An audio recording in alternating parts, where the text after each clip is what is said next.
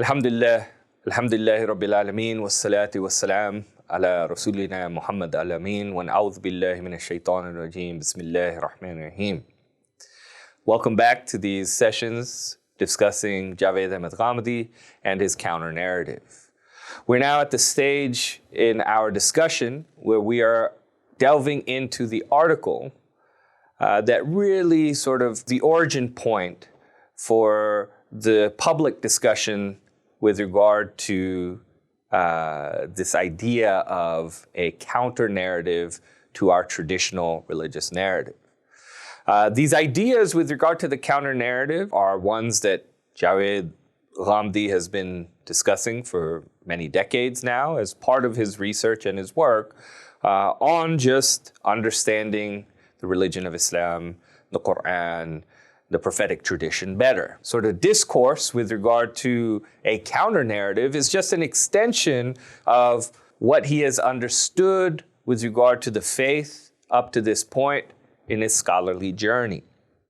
And for the general public, their exposure to this comes in the form of an article that he wrote entitled Islam and the State, a Counter-Narrative, which was published simultaneously in Urdu. It's sort of originally written in Urdu by Javed Ghamidi, and then an English translation as well that occurred around 2015 or so, or prior to that. Now, what this article does, and these sessions that then Javed Ghamidi had some months after publishing this article, the Dallas lectures, which we are basically, I'm going through and trying to help us understand and put into English language, are meant to elaborate on and explain the points that he raises in this article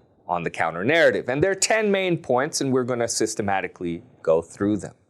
But the article begins with a reflection on the current state of affairs in the world. And he notes, and he's really specific with regard to this in the Muslim world, right, is what he's reflecting on.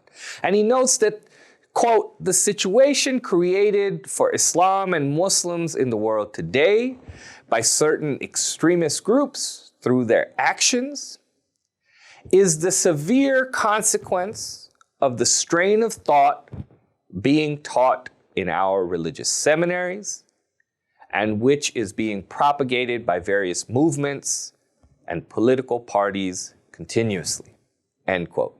So that's where he's beginning. And essentially, he is laying out the fact that this problem, this situation that has been created for Islam and for Muslims by the behavior of various extremist groups, and then tangentially or connected to that, various other movements and political parties. That behavior and its severe consequences is why he is essentially putting forward this counter-narrative. In previous lectures, I've gone through and discussed what Ghamidi considers the traditional narrative to be that is being taught in seminaries, right? What we are seeing, this behavior from extremist groups, the thing that is being propagated by other movements, all of that is a consequence, is a severe consequence of what is being taught in our religious seminaries. And what is being taught there is that traditional narrative, which I've tried to explain Ghamdi's views on, or his understanding of, in the past lectures. And what he says is these ideas are taught in religious seminaries and then picked up on, the foundational ideas picked up on by Islamic movements and political parties that structure it to their own agendas. They don't necessarily put it in a legalistic or a fiqhi manner, right? But they'll put it forward, or it helps structure the type of agenda that they want to put forward, right? They find different ways to express it. And here he speaks about Sayyid Qutb's work, Abdul Qadir Auda's work, other thinkers, even some of the writings of Maulana Maududi. What he explains is that when the traditional narrative is taught in madrasas, it's done in a classical fiqh style, in a classical sort of juristic learning style, right? It does not appear as a narrative, as an all-encompassing narrative in those contexts, in the context of the madrasa. Nor does it even appear as a dawah or a type of sort of strategy for propagation. It appears in parts, it appears scattered in various subjects that are studied in the madrasa. However, because the overarching narrative or interpretation is still the intellectual world in which those religious seminaries exist and the students they're studying, this traditional narrative manifests in various rules and ideas and principles that are studied and taught there. Now, on the other hand, when this narrative appears in the literature of various movements or political parties, then it finds a more comprehensive shape.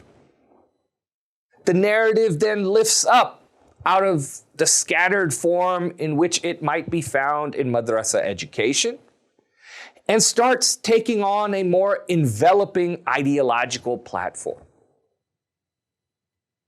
right? In some respects, Ghamidi says, the narrative is dormant in the madrasa, like a dormant volcano.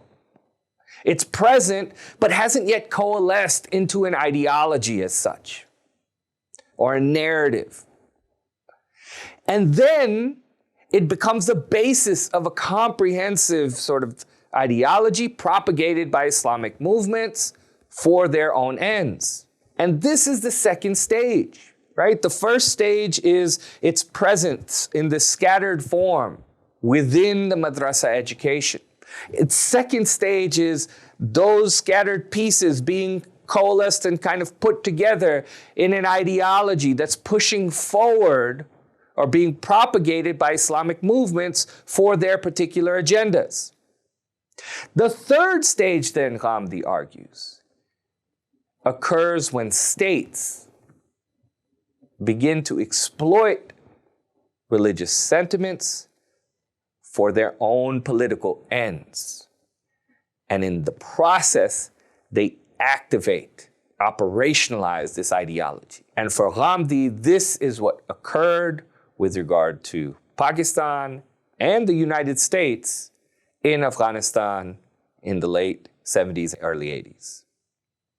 That what happened there was that narrative that had been in scattered forms, that then had started taking shape, ideological shape, and becoming a platform, a comprehensive type of narrative through different movements, that then it was grabbed onto by state power, Pakistani state, the American state, and used for political ends in Afghanistan in the fight against Russia. Some might say in a somewhat short-sighted way. But what they did was this dormant idea, like a dormant volcano, was then made to erupt. And as a result, presents the danger that it does today. Right? The narrative for Ghamidi is piecemeal and present in various subjects that are studied in religious seminaries. It underlies the various legal rules that students learn, but it lacks any cohesive form in the madrasa. It never comes together to take the shape of a comprehensive religious narrative, right? Because that's not what the madrasa education is necessarily seeking to teach. It's there, it's present, it exists in those subjects, but they are not learning. There's no subject called the traditional religious narrative in the madrasa.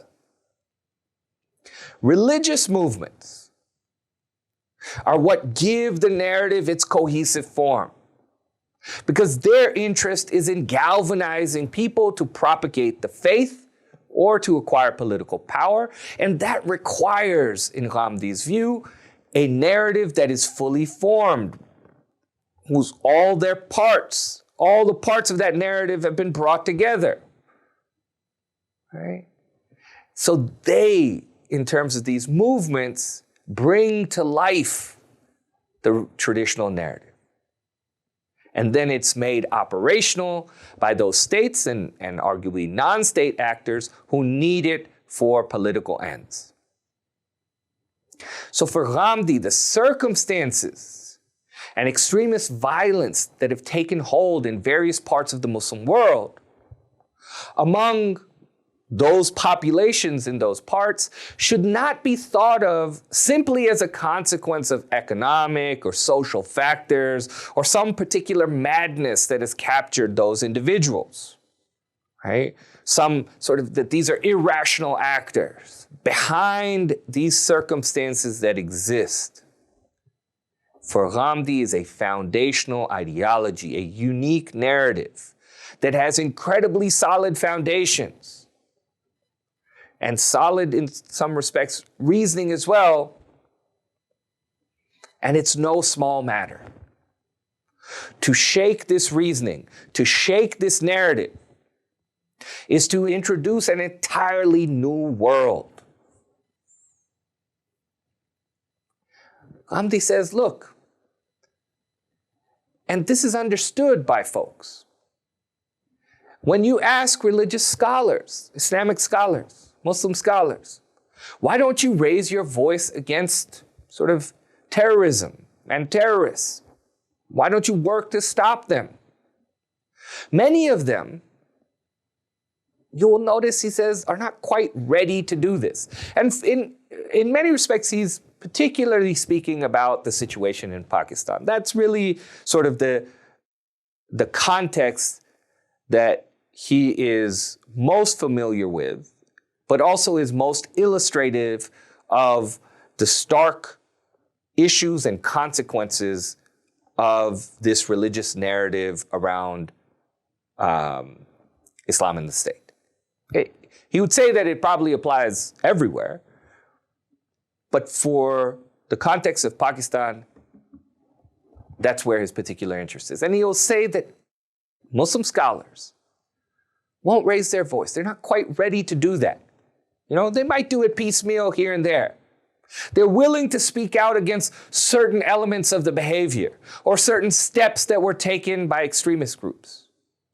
They may even speak out against sort of this behavior, these ideas, with various caveats or exceptions. They may say, oh, this behavior is unacceptable, but it's okay in Israel, or it's okay in Afghanistan because of the presence of foreign armies, but it's not acceptable in Pakistan, or something along those lines. But what they never do is they never debate the foundational premise upon which these actions are built, because Ghamdi argues they are operating under the same premise, they are operating with the same traditional religious narrative. And what he says is, look, if this truly is the actual narrative of Islam, if this traditional religious narrative is the actual narrative of Islam, then in truth, it becomes an imperative for all of us. Ghamdi says, including himself, right? If this is truly the narrative of Islam, then we can really only talk about critiques in the strategy of implementation. But nothing more comprehensive can be said about groups like the Taliban and their ideology, or Al-Qaeda and their ideology. The suitability of their actions in that instance then might be debated, but not their overall religious thought. And clearly, since we're presenting Ghamdi's counter-narrative, he does not think that this is the actual narrative of Islam. And he says, sadly, that religious scholars, Muslim scholars, have not even had the courage to acknowledge this, to openly declare that the thought that they are standing on, the legal principles they are endorsing, the objectives that they have, and by they, I mean these sort of groups like the Taliban, extremist groups, etc., that all of them are correct and that we stand with them. That religious scholars, Muslim scholars, won't declare that openly, even though Ghamidi believes that many of them, that's where they stand. And what they will do is they'll just talk about the strategy is wrong, that they're going about this the wrong way. And in fact, if they had just been open and declared this, they might have avoided a lot of confusion that has resulted, right? And look, if Ghamidi himself, he says, had felt this way, then he could go no further than critiquing strategy or methods either. The strategy or methods of obtaining the goals that if he felt the way that he believes these other scholars do, that these are goals that we all share. That we're going after the same thing, we're just disagreeing with the manner in which those goals are achieved. But what Ghamidi says is because of what Imam Farahi has done with regard to recentering the Quran and examining everything in the light of the Quran, then those historical moments, or even at times individual reports, khabar-e-wahid, from the Prophet's life, cannot stand by themselves. They have to be viewed in light of the Quran. The Quran is the final authority on religion. And what becomes clear is that for Ghamidi, this narrative, this traditional narrative of Islam, is not the correct one. And he has gone through what he believes to be, Ghamidi has gone through what he believes to be the correct narrative in his book Meezan, in comprehensive detail. Because this traditional narrative, he says, impacts all parts of the faith. But for the purposes of his article, Ghamidi is only focusing on the relationship between Islam and the state. And what he's putting forward is a counter-narrative that is challenging this narrative that has become widespread. And he says one important thing to note, one really important thing to bear in mind, is that to address this traditional religious narrative in a Muslim society, to address it, to fix it, to remedy it, you cannot utilize secularism. That the remedy for the traditional religious narrative is not built on advocating for secularism. It is only a counter-religious narrative that can provide a solution. To suggest the removal of religion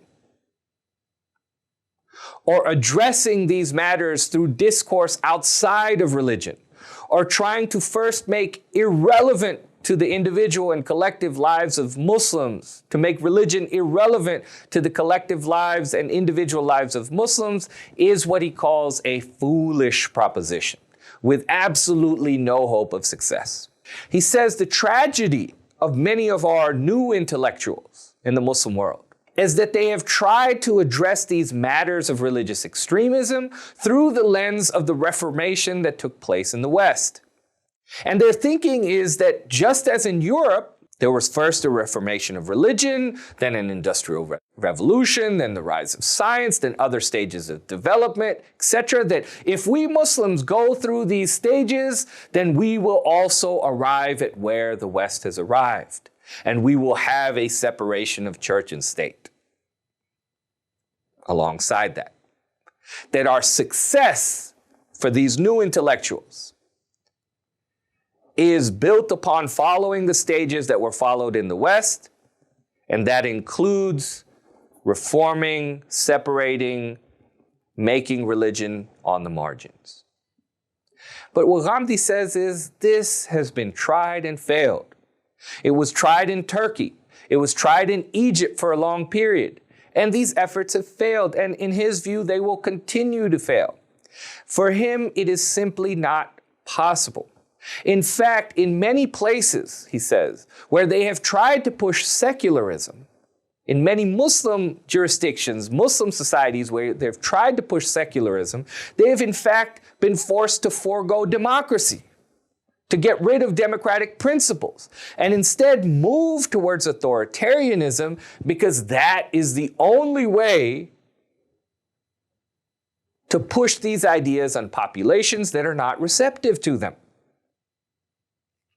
In addition, he says, the major difference in what happened in the West is that the movement was against the church, not really against religion itself. He says, we know what the church had become in Europe, the power it had acquired over spiritual and political matters. It had to go. It ended up being counter to human nature, according to Ghamidi. And so for Ghamidi, the revolt against the church was a revolt led by human nature, led by fitra. Because the idea that some people are divinely appointed and carry an authority over the fate of other people, in Ghamidi's view, this idea is impossible to accept for anyone but prophets. Only prophets can have that type of authority. No other figure can. And so human beings for him will accept that from prophets, but nowhere else. God employs methods, the methods that God employs, Ghamidi says, even to get people to accept prophets who are claiming this mantle of authority over their fates is quite elaborate. If you look at the biblical prophets, the types of things that through God they were able to do according to the biblical record, according to the Quran, the miracles performed, etc. All of those were methods that God was using, Ghamidi says, to get people to accept prophets as those individuals, as individuals who can have some mantle of authority over their lives. On the other hand, right, as opposed to the institution of the church, religion itself, he says, is actually a part of human nature. Hence, removing it from a person's life, where it has a natural place, that constitutes a revolt against human nature, right? For him, when you decide to reject or not accept some content of religion, so this is an additional point now. He says that when you decide to reject or not accept some content of religion, this requires some thought, right? In your individual capacity, this occurs regularly. You reject, you accept some content, etc. But removing something from a religion requires religious authority, not worldly authority. Right? Removing, for instance, the legal guidelines from Christianity was not done by worldly authority, he says, but by St. Paul, a religious authority. He separates the law of the Torah from Christianity, even though Jesus is stating this should not happen. In Islam, this separation, this removal of religion, or removing content from religion, it's just not possible. Because when people will read the Quran and study their faith, how are you going to remove the law from it? Are you going to ban them from studying their faith? Ataturk tried this in different ways, and it backfired. So the entire discourse of secularism ends up falling short because the collective conscience, according to Ghamidi, the collective conscience of Muslims reject this. So there are only two options. There are only two options. Either accepting the current religious narrative as the true one, and then you say you reject it. You say, hey, this current traditional narrative is true, but I reject it. And this essentially removes you from the community. Or putting forward another interpretation of the same caliber, a truer interpretation of Islam from its sources, something that's able to challenge centuries of scholarship, that has reinforced the traditional narrative. And Ghamidi says this is what he's trying to explain and bring forward. If this counter-narrative is strong and based on solid reasoning, then it's possible it will give rise to a counter-movement. But if you pursue secularism as the approach, he says it will fail, and it has always failed in Muslim societies. Even those places where it took hold, the traditional religious narrative ends up emerging even stronger in those societies, and he gives Malaysia as a prime example. All right. So this idea then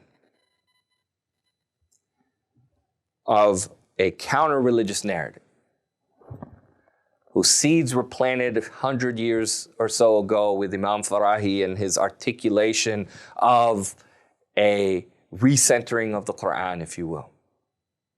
And this presentation then to the general public of this counter-narrative has only happened less than a decade ago. In other words, it's in its infancy. And the process it must go through will encounter resistance because of what it proposes to do, which is alter the manner in which we have understood core ideas within Islam. It is a paradigm shift. And in these lectures, Ghamidi is going to put forth a summary of the key points, or that's what he does, and we're going to explain, relating to Islam and the state, which are impacted by the counter-narrative. And he's going to explain how the counter-narrative changes the way that we have understood essential features of the relationship between Islam and the state. He is, in essence, trying to correct the record with regard to what the Islamic faith says about this relationship between religion and the state. And he's going to do that point by point, or at least for these 10 key points that he thinks are most essential. I look forward to getting into more of it. وقولي قولي هذا واستغفر الله لي ولكم وسائر المسلمين.